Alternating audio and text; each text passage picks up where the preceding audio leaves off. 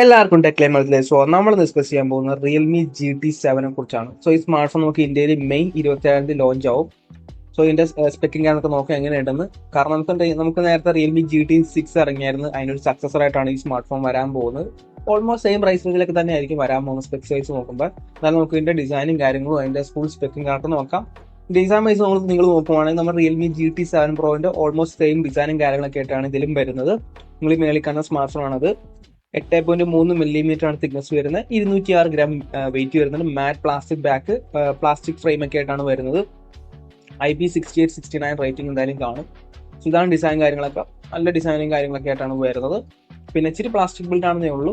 പക്ഷേ ചെറിയൊരു സംശയമുണ്ട്.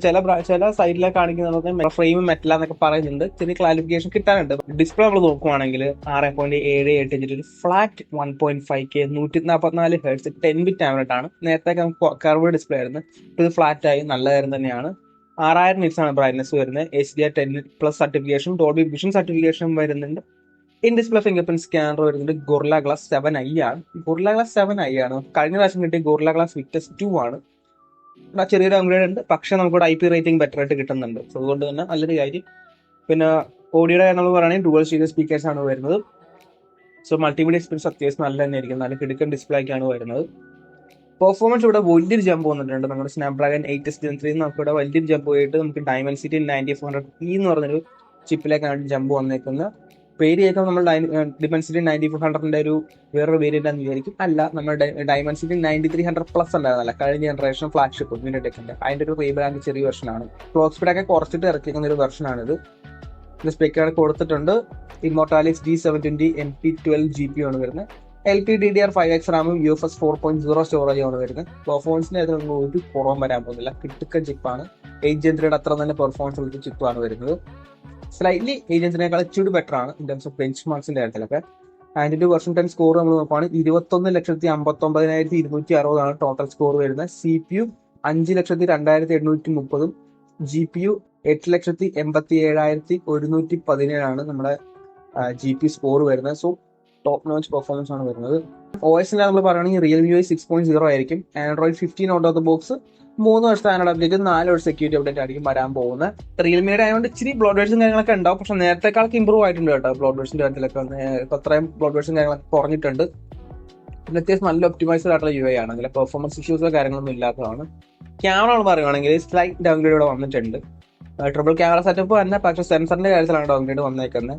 നമ്മുടെ പ്രൈമറി സെൻസർ എന്ന് പറഞ്ഞാൽ സോണി IMX906 ആണ്. 50 മെഗാ പിക്സൽ f1.8 ആപ്ചർ വരുന്ന സോണി IMX906 OIS സെൻസർ ആണ്. 1/1.56 ഇഞ്ച് സെൻസറാണ്.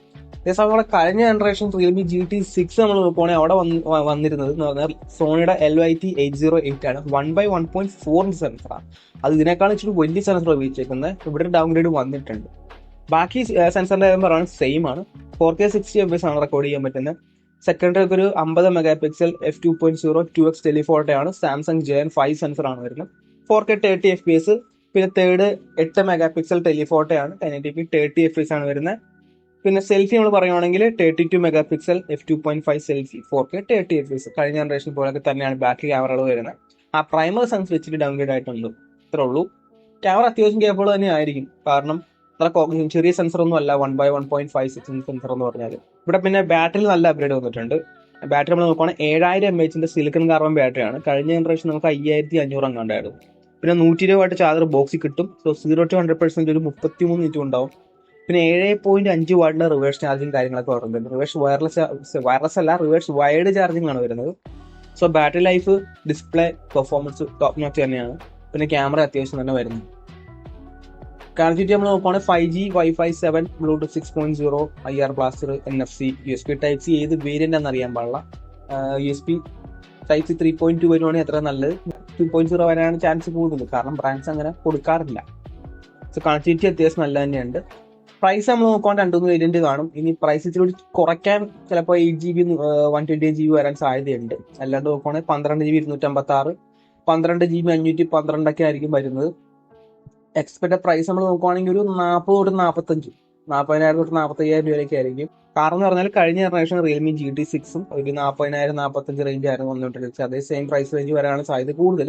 ഇനി MediaTek വന്നതുകൊണ്ട് ചിലപ്പോൾ പ്രൈസ് കുറയാൻ സാധ്യതയുള്ളൂ. ചിലപ്പോൾ 38 സ്റ്റാർട്ട് ചെയ്യുവാണെങ്കിൽ നല്ലത്. കാരണം സ്നാപ്ഡ്രാഗണിനേക്കാളും വില കുറവാണ് ഡയമൻസിറ്റി ചിപ്സെറ്റുകൾക്ക്. സോ അങ്ങനെ ഒരുപാട് അടിപൊളി. എന്നാലും ഞാനൊരു സേഫ് സൈഡിൽ നിൽക്കുവാണെങ്കിൽ 40-45 പേർക്കാണ് കാണിക്കുന്നത്.